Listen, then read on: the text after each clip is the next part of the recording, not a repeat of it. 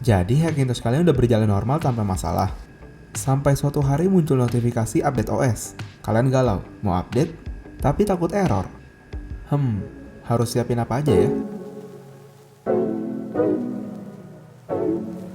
Pada video kali ini, saya akan nge-share cara mempersiapkan Hackintosh kalian sebelum update OS. Tutorial ini bukan cuma untuk Anda yang mau update ke Big Sur aja. Sehingga jika saat kalian menonton video ini udah ada OS yang lebih baru daripada Big Sur, video ini akan tetap relevan dan tetap bisa dipakai. Walau sekarang, saya akan kasih contoh cara mengupdate ke Big Sur dari Catalina. Oh iya, ini saya pakai bootloader OpenCore ya, bukan Clover. Kenapa? Ya, karena Clover aja untuk bisa booting ke Big Sur dia pakai OpenCore. Jadi buat kalian yang masih pakai Clover, mending migrasi dulu ke OpenCore. Untuk tutorialnya bisa lihat di sini ya.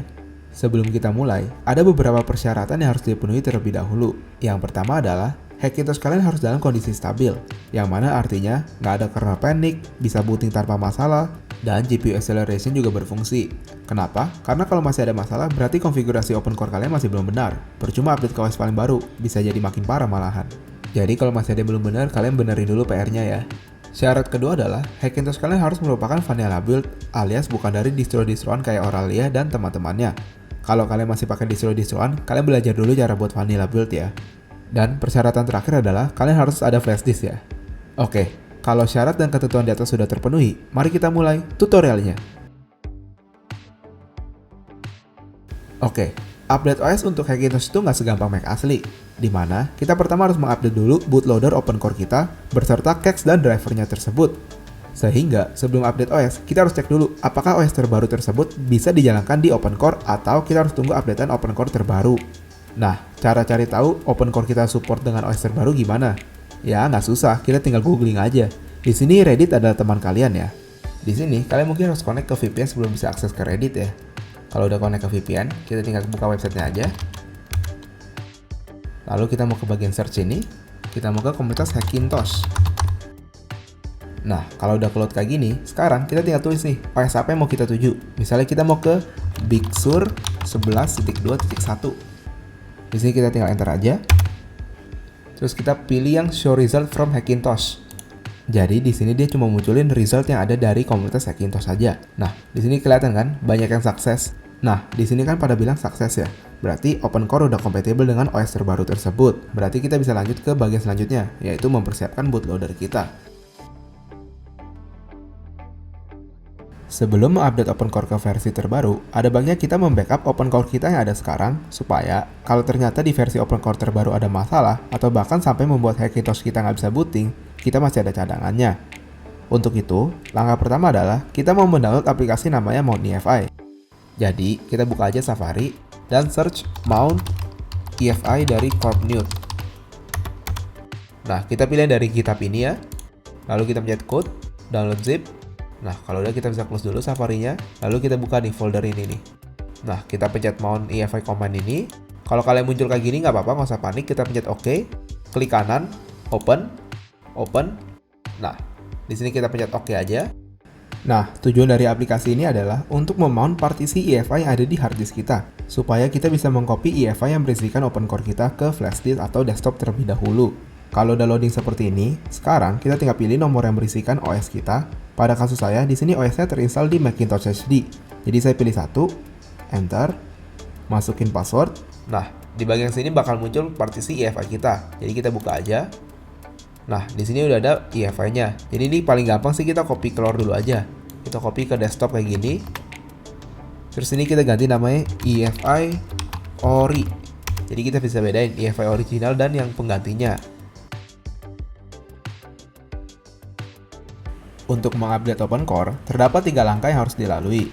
Yang pertama adalah mendownload OpenCore versi terbaru. Selanjutnya, kita mau mengupdate cache dan driver kita. Dan yang terakhir dan paling memakan waktu adalah mengupdate config.plist. Untuk update config.plist ini terdapat 2 cara ya, yang nanti akan saya jelaskan lebih lanjut lagi. Sekarang kita download dulu aja OpenCore versi terbaru ya. Jadi kita buka lagi Safari, lalu kita mau cari OpenCore install guide Dortania. Nah, kita mau pilih dari dortania.github.io ini ya. Nanti link dari website ini bakal saya taruh di deskripsi juga. Oke, di sini per tanggal hari ini ada versi terbarunya di 0,67. Dan kalau kalian di versi lebih baru berarti ikutin tutorial di situ, jangan ikutin tutorial saya. Jadi di sini kita getting started aja. Lalu kita mau langsung lompat ke bagian adding the base open core files. Karena kita kan nggak bikin installer macOS. macOS-nya udah jadi, ntar tinggal update seperti biasa aja. Jadi ini kita ke bagian sini dulu, langsung lompat. Di sini kita download dulu ya, open core paling baru. Caranya kita klik kanan ini aja, open new tab. Di sini yang paling baru 0.6.7, baru dirilis 1 hari yang lalu, jadi pas banget, masih fresh. Ini kita scroll, kita download yang debug-nya dulu. Nah ini kita close dulu. Di sini kita pilih debug karena emang masih debug, kita belum tahu ini stabil atau enggak, berfungsi atau enggak. Jadi kalau error pun kelihatan errornya di mana. Jadi kita scroll ke bawah dulu. Nah kalau udah ke download, sekarang kita mau mengambil open core yang baru. Jadi kita ke folder download saja. Kita drag folder open core ini ke desktop dan kita mau buka foldernya. Di sini kita mau ke bagian x64 EFI. Nah ini EFI yang baru kita nih. Jadi ini kita ganti nama EFI baru. Lalu kita mau copy ini ke desktop. Nah open core ini kita bisa singkirin dulu aja. Lalu kita buka EFI baru kita. Di sini kita mau ke bagian OC. Terus di sini kita mau ke bagian driver dulu nih. Nah, jadi di sini dia kasih tahu nih, di folder driver ini kalian butuh file-file apa aja. Di sini cuma butuh 3 dan 2-nya itu optional. Dimana kalau kalian pakai sistem non UEFI, kalian butuh Open USB KBDX ini. Kalau mau boot OS 10.7, 10.9 pakai ini. Cuman yang paling penting adalah Open Runtime.efi ini. Sisanya bisa kalian hapus. Jadi di sini karena saya mau bootnya pakai OS paling baru, jadi saya nggak butuh ini. Dan karena saya pakai UEFI, jadi nggak butuh ini juga. Saya cuma butuh Open Runtime EFI ini. Jadi di sini saya hapus semua kecuali Open Runtime EFI. Oke, kalau kalian mau tahu fungsi-fungsi file tadi, itu fungsinya buat apa aja, kalian bisa pencet yang more info ini. Di sini dia bakal kasih tahu fungsi-fungsi dari setiap file yang tadi. Saran saya ini kalian baca dulu sekilas ya, takutnya ada beberapa file yang kalian butuhkan. Kayak kalau kalian memakai keyboard PS2 berarti kalian membutuhkan file ini, jadi jangan dihapus. Ya tinggal dibaca-baca aja. Selanjutnya kita mau ke bagian folder tools. Jadi kita back aja ke bagian tools. Di sini dia sih bilangnya optional. Cuman saran saya sih jangan dihapus karena di sini bakal ngebantu kita dalam proses debugging kalau ada error. Jadi di sini kita hapus semuanya kecuali OpenShell.efi. Kalau udah, sekarang kita bisa lanjut ke bagian selanjutnya, yaitu gathering files atau cache-cache kita yang mau kita update. Di bagian gathering files ini, kita disuruh mengumpulkan file-file yang dibutuhkan supaya OpenCore dan macOS bisa ngebut. Jadi kita mulai dari drivernya dulu ya. Jadi kita scroll ke bawah dikit. Dan di sini kita disuruh download HFS Plus dan OpenRuntime.efi ini. Kita download dulu aja HFS Plus ini. Kita pencet download. Dan yang Open Runtime sih kita tadi udah ada ya di folder open core kita, jadi kita nggak usah download lagi. Jadi kita tinggal back dulu, kita ke folder driver. Di sini kan udah ada ya Open Runtime-nya, jadi nggak usah download 2 kali. Dan tinggal di drag aja nih hfsplus.efi-nya. Kalau udah berarti folder driver kita udah selesai. Kecuali kalau kalian butuh file-file tambahan. Misalnya kalau kalian pakai motherboard yang belum bisa UEFI, kalian butuh Open USB KBDX ini. Atau kalau misalnya kalian mau boot OS yang agak tua, kalian butuh OpenPartition.dxx ini. Ya tergantung konfigurasi komputer kalian, jadi kalian tinggal baca aja. Selanjutnya kita bisa lanjut ke bagian cache ya. Jadi ini kita foldernya kita ganti ke cache dulu ya biar gampang. Di sini masih kosong lompong, tenang aja. Di sini karena kalian udah tahu nih, kalian bakal butuh cache apa aja, jadi agak gampang sebenarnya, nggak usah baca semuanya lagi. Kalian tinggal buka folder EFI original kalian pencet OC ke bagian cache, lalu tinggal kalian copy semua yang ada di sini ke folder cache yang baru kalian. Tapi ini nggak selesai di sini aja. Kalian harus mengupdate masing-masing cache yang ada di sini ke versi paling baru karena cache ini juga terupdate setiap saat. Jadi kadang OS yang baru tuh bisa bentrok dengan cache yang lama dan cache yang baru ini membersihkan masalah tersebut. Makanya kalian tetap harus mengupdate cache tersebut. Nggak bisa pakai yang ada sekarang. Untuk update-nya sih gampang. Kalian bisa download ulang. Jadi kalau misalnya kayak kalian tahu nih, kalian butuh Lilu sama Virtual SMC. Jadi kita bisa klik buka lagi open new tab, terus download lagi yang rilis, terus langsung ke Lilu. Jadi kalian udah tahu nih harus download apa aja. Jadi langsung nggak usah baca-baca lagi. Terus lanjut ke bawah. Terus misalnya grafik, kalian bisa langsung whatever green kan, download yang rilis. Terus Apple ELC, download lagi yang rilis. Ethernet kalian juga udah tahu nih, kalian kan pakai Realtek RTL 811. Jadi langsung aja, nggak usah cek-cek versi motherboard, langsung cepet. Di sini kan saya nggak butuh ini semua, saya bisa langsung skip semuanya sampai ke bagian NVMe cache sini karena saya juga butuh. Jadi tinggal download, rilis. Jadi kalau kalian udah mendownload semua case-case yang baru, sekarang kita cuma perlu mengcopy case-case tersebut ke EFI yang baru. Jadi kita buka aja foldernya, terus copy satu-satu, tinggal di replace. Nah, ini kan udah ke-update semuanya nih, kecuali misalnya kayak saya ini ada case yang custom nih kayak DAG, PM ini. Kalian harus search lagi, kalian dapat case itu di mana dan update sesuai dengan sumber dari case tersebut. Tapi kalau kalian nggak punya case custom sih, kalian bisa lanjut ke bagian selanjutnya yaitu SSDT. Untuk SSDT sendiri nih, kalian bisa langsung copy paste dari yang kalian punya lama ke yang baru ini, karena harusnya sih sama aja semuanya, nggak bakal berubah konfigurasi SSDT ini. Asal motherboard kalian masih yang sama ya. Jadi kita bisa lanjut ke bagian ACPI, terus kita buka EFI ori kita, ke bagian OC, ACPI, terus kita langsung copy semua yang ada di sini ke yang baru. Kalau udah, kita bisa langsung skip semua bagian SSDT ini. Kita bisa lanjut ke bagian config.plist. Di sini kita kan sekarang udah berhasil membuat cache kita, SSDT, dan driver kita. Selanjutnya kita membuat config.plist tersebut. Config.plist ini seperti yang kalian sudah tahu adalah tabel yang memberitahukan motherboard kita untuk komunikasi dengan OpenCore ini. Jadi tanpa config.plist, Hackintosh kalian nggak bakal jalan. Jadi untuk update config.plist ini ada dua cara ya. Cara pertama adalah kita mau update konfigurasi yang ada sekarang dengan membandingkannya dengan config.plist yang baru. Jadi kita mau lihat aja bagian sidebar yang ada di kiri ini. Kita mau scroll ke bawah ke bagian post install. Kita klik aja. Nah, di sini kita mau ke bagian updating OpenCore, Cache, dan macOS. Nah, di bagian ini dia ngejelasin langkah-langkah yang harus dilewatin untuk mengupdate OpenCore dan macOS. Di sini, karena kita sebenarnya udah mengikuti langkah-langkah yang dikasih, jadi kita bisa skip langsung ke bagian keempat ini, yaitu membuat config.plist-nya. Di sini, dia merekomendasikan kita untuk memakai dua aplikasi ini ya, di mana kedua aplikasi ini akan membandingkan config.plist yang baru dengan yang kita punya sekarang, sehingga kita bisa mengetahui perubahan yang terjadi dan menambahkan perubahan tersebut ke config.plist kita. Cuman menurut saya pribadi, walau cara ini kelihatannya lebih cepat, tapi untuk pemula cara ini akan jauh lebih membingungkan, dan bisa jadi kalau kalian nggak teliti malah bisa bikin jadi nggak mau ngebut sama sekali. Sehingga saya merekomendasikan kalian untuk melakukan cara kedua, yaitu kita mau membuat config.plist yang baru dari nol. Untuk membuat config.plist dari nol, kita cuma perlu mengikuti tutorial yang ada di website Dortania tersebut, sama persis saat kita pertama kali membuat Hackintosh. Walau kedengarannya ribet ya, harus buat dari nol, tapi menurut saya pribadi, kalau kalian udah sering update OpenCore, kalian akan lama-lama jadi kebiasaan dan lebih cepat untuk proses update OpenCore itu sendiri. Nah, jadi cara buat config.plist ya gimana nih? Di sini kita baca dulu aja ya.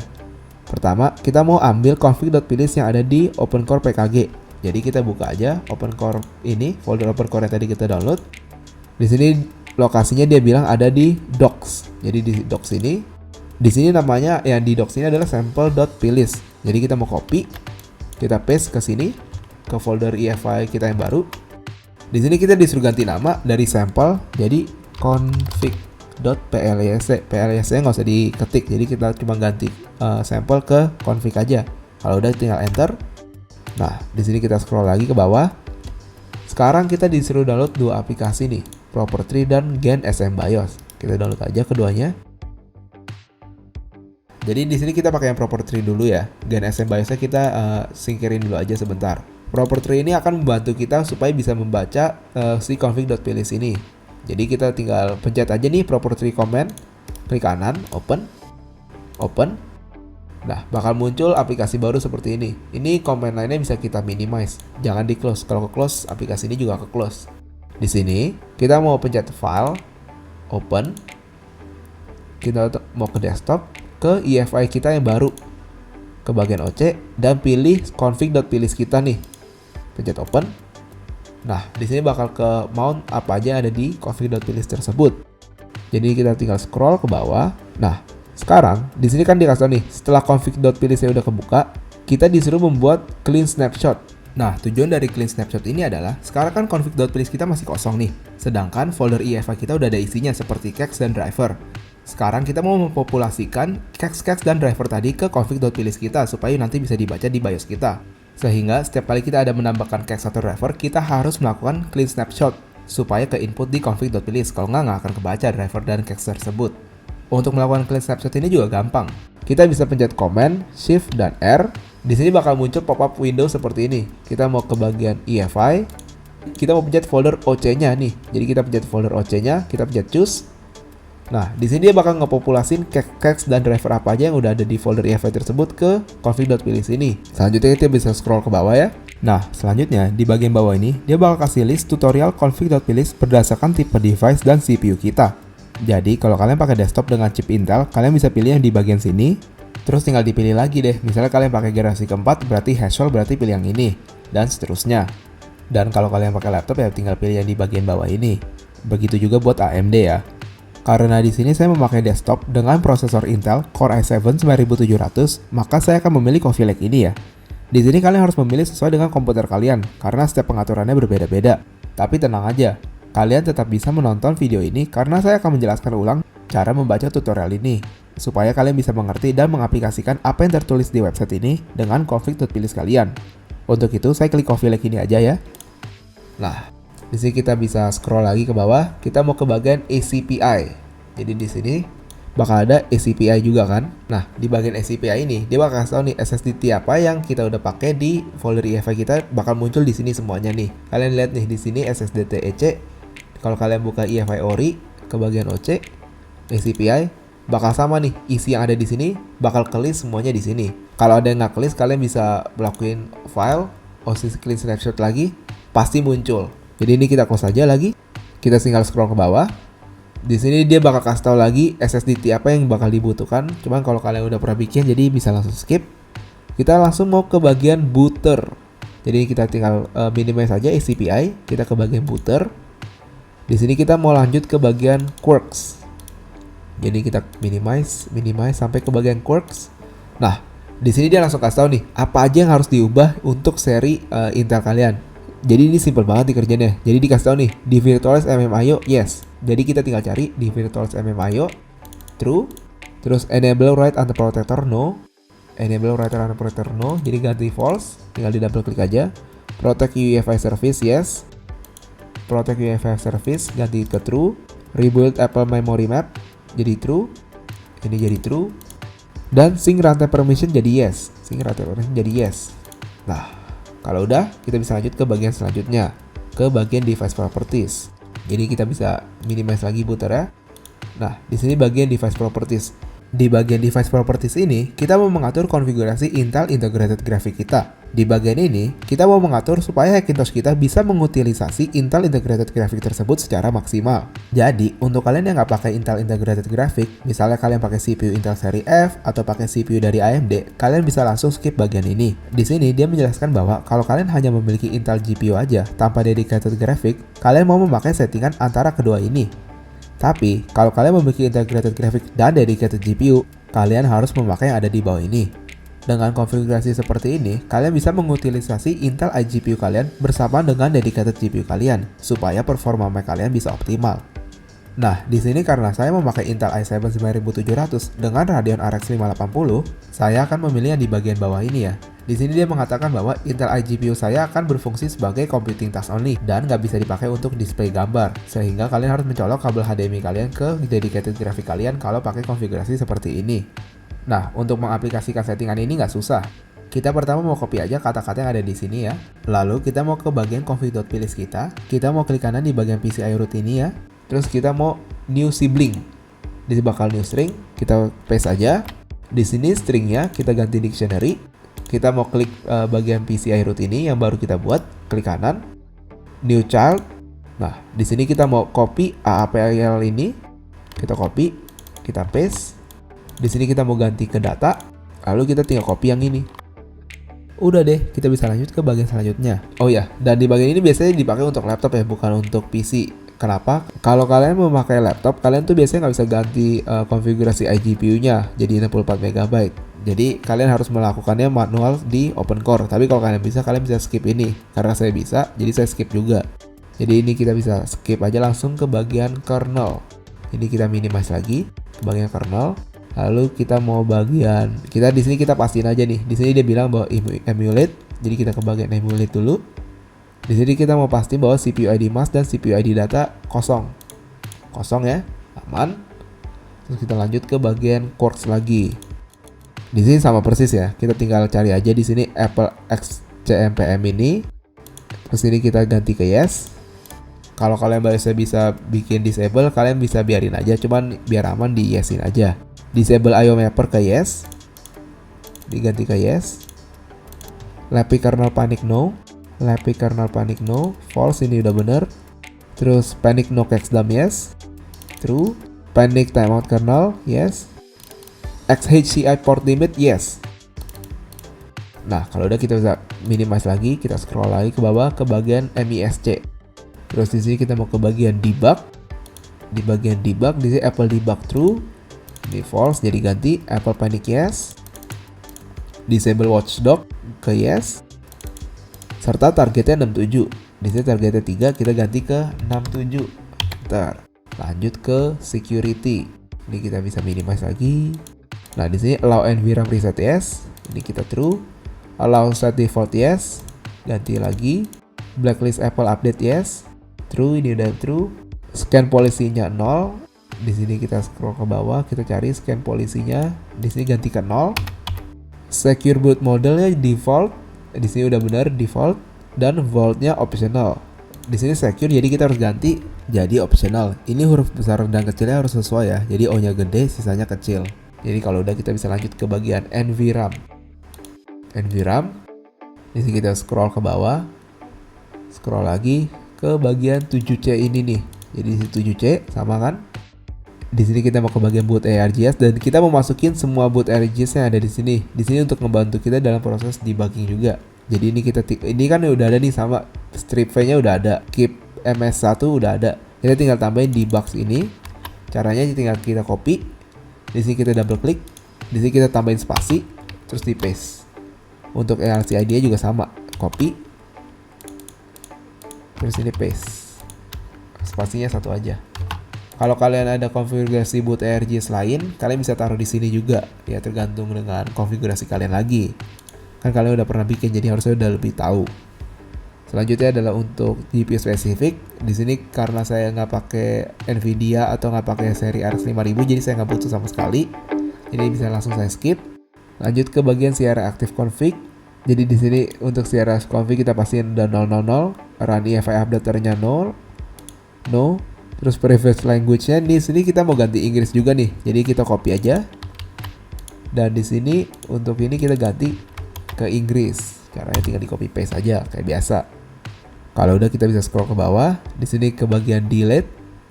Di sini ke bagian write flash. True udah benar. Lanjut ke platform info. Nah, ini jadi kita minimize aja biar nggak berantakan ya. Di bagian platform info ini, kita mau mengatur SMBIOS atau serial number kita. Di sini kita nggak usah generate SMBIOS yang baru. Kita mau pakai SMBIOS kita yang lama. Karena kalau kita ganti SMBIOS, iCloud kita akan otomatis ke sign out. Jadi ribet kan, mendingan kita pakai SMBIOS yang lama. Toh yang lama juga berfungsi dengan normal. Dan untuk mendaur ulang SMBIOS juga gampang.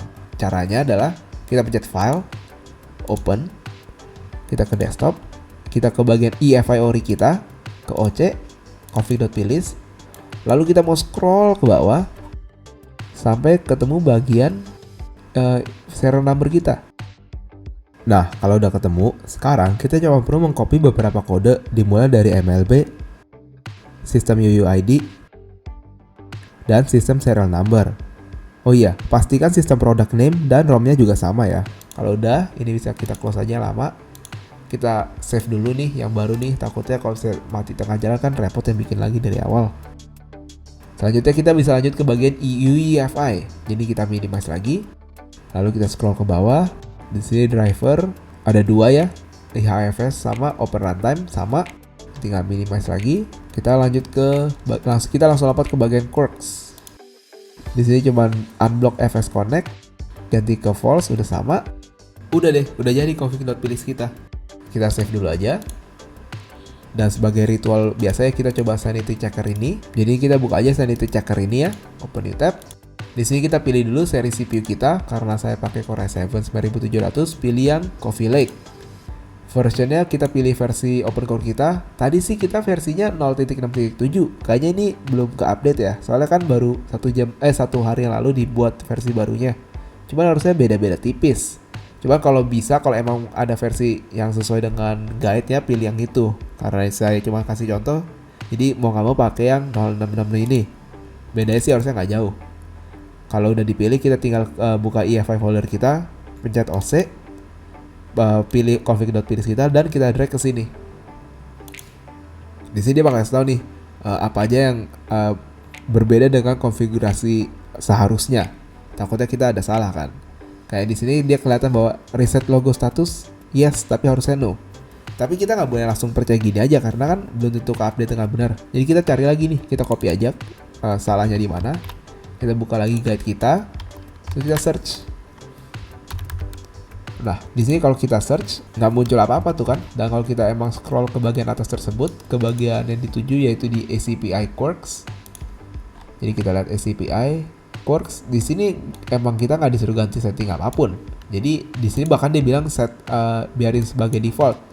Kemungkinan besar gara-gara perbedaan versi OpenCore yang 066 ini sama 067, perbedaannya ada di sini. Jadi ini kita bisa abaikan aja. Jadi kita tetap patokannya adalah tutorial ini, bukan yang di sini. Ini tuh cuma sebagai kayak ya pengecekan tambahan aja lah. Takutnya kita ada yang miss gitu loh. Jadi semuanya masih bener, semuanya bener. Scroll ke bawah. Nah, sampai di sini nih. Key merge result is missing, normally set to 2. Ini kalau hilang ini ya kembali lagi gara-gara versi OpenCore beda, makanya pasti ada mismatch gitu. Cuman harusnya aman sih sisanya. Oke, kalau semuanya udah centang hijau semuanya, kita bisa lanjut ke bagian selanjutnya. Yaitu kita close ini dulu. Jadi di sini kita bisa close semuanya. Nah, kita EFI baru ini, kita nggak mau langsung copy EFI baru kita ini ke harddisk kita. Kenapa? Karena takutnya ada yang salah dengan konfigurasi OpenCore kita yang baru ini. Takutnya miss atau apapun itulah. Jadi alangkah baiknya adalah kita colok nih sekarang flash disk kita ke PC kita. Nah, di sini kita buka flash disk ya. Lalu kita mau copy EFI kita ke flash disk kita. Pasti nama foldernya kita ganti EFI lagi.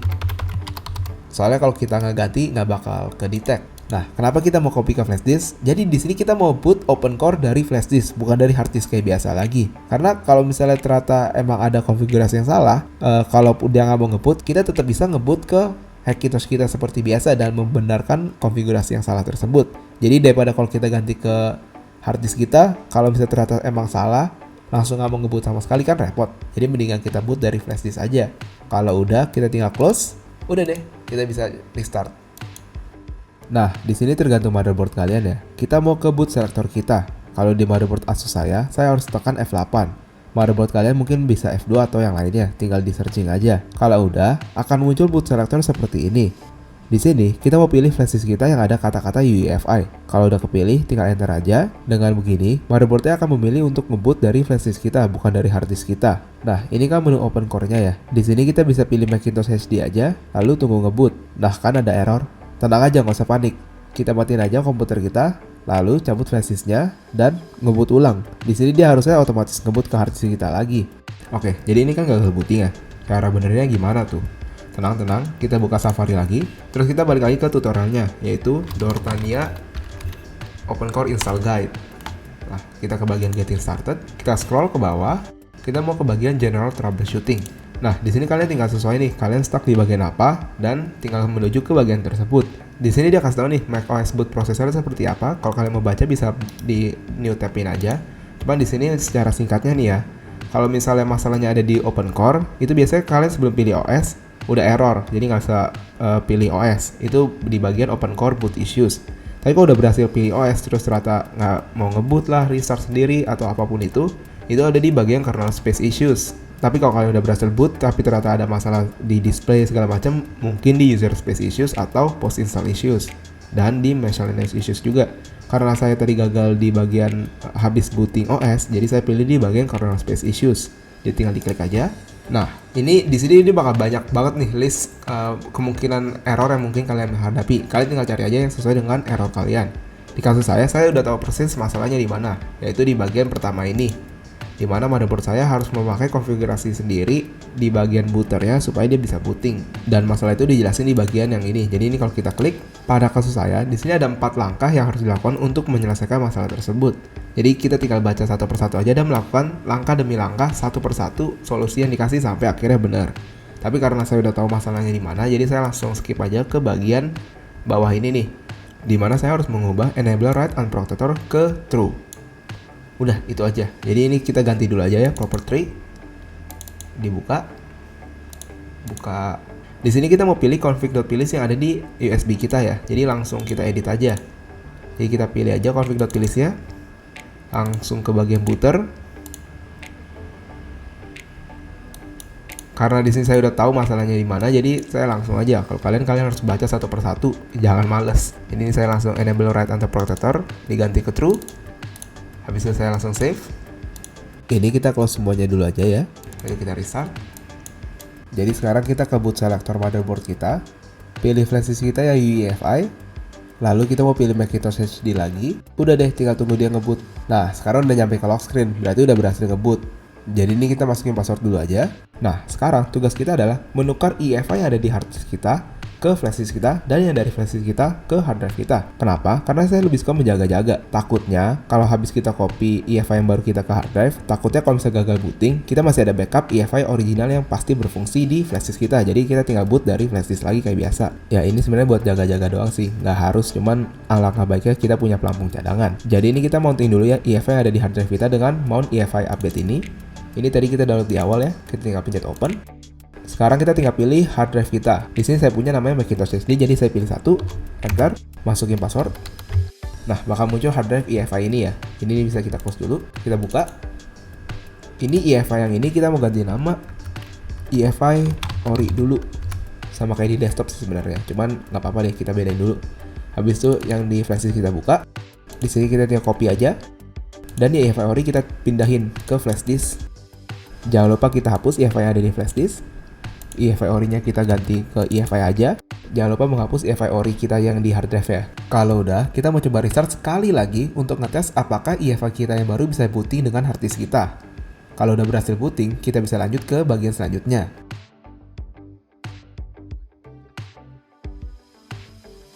Sekarang kita tinggal download macOS Big Sur-nya. Di sini kita bisa update layaknya sebuah Mac resmi yang dijual oleh Apple dengan cara mendownload macOS Big Sur dari App Store. Jadi kita tinggal search saja, kita tinggal pencet view, get, download, udah deh, tinggal kita tunggu download. Oke, kalau udah selesai download, di layar kalian akan muncul pop-up seperti ini untuk update. Ini kita tinggal continue aja sih. Agree, pilih hard disk kita, continue, masukin password. Udah deh, kita tinggal tunggu dia nge-install dengan sendirinya. Ini kita bisa biarin aja, nggak usah kita sentuh apapun. Nanti dia bakal restart sendiri beberapa kali, jadi kita bisa bersabar dan biarin dia jalan aja. Nah, kalau semua berjalan normal, setelah berhasil update, kalian harusnya akan melihat lock screen seperti ini. Jadi ini kita tinggal masukin password, lalu kita tinggal ikutin settingan yang diminta oleh macOS Big Sur ini. Setelah setting, sekarang kalian sudah bisa menikmati macOS Big Sur dari Apple di Hackintosh kalian. Jadi, inti dari video ini adalah, sebelum update OS, kalian mau cek dulu apakah macOS terbaru support dengan versi OpenCore sekarang. Kalau emang support, kalian tinggal update OpenCore dan case kalian ke versi terbaru. Lalu update macOS seperti biasa. Udah deh. Oke, itu dulu video kali ini. Semoga video ini bisa bermanfaat ya. Jangan lupa untuk nonton video-video kita lainnya. Sampai jumpa di video selanjutnya. Video ini disponsori oleh Otatic Repair. Kalian punya masalah dengan smartphone, tablet, laptop, atau gadget Anda lainnya? Mau benerin tapi bingung benerinnya di mana? Tenang, kini ada Otatic Repair, solusi masalah gadget Anda. Kami menyediakan berbagai jasa perbaikan gadget, seperti pergantian layar, baterai, bahkan sampai water damage. Pokoknya, apapun masalahnya, kita akan carikan solusinya. Kami menawarkan berbagai kelebihan, seperti reparasi ringan seperti ganti baterai bisa selesai dalam waktu 30 menit saja. Kalian juga bisa melihat proses perbaikan gadget Anda, garansi perbaikan sampai 6 bulan, gratis biaya diagnosa kerusakan, harga yang kompetitif, dan juga kalian bisa membawa spare part kalian sendiri, tinggal bayar jasa aja. Iklan tanpa promo sama aja kayak makan sayur tanpa garam. Untuk itu, kami menawarkan gratis biaya jasa. Iya, gratis biaya jasa untuk setiap masalah yang belum ada tutorialnya di halaman YouTube kami. Iya, selain menyediakan jasa reparasi, kami juga menyediakan tutorial lengkap untuk membantu Anda dalam memperbaiki gadget Anda sendiri. Kami percaya bahwa semakin banyak orang yang bisa memperbaiki barangnya sendiri, maka semakin banyak gadget yang bisa dipakai kembali, sehingga semakin sedikit limbah elektronik yang ada. Jadi, tunggu apa lagi? Langsung subscribe ke channel Otatic Repair. solusi masalah gadget Anda. Link ada di deskripsi ya.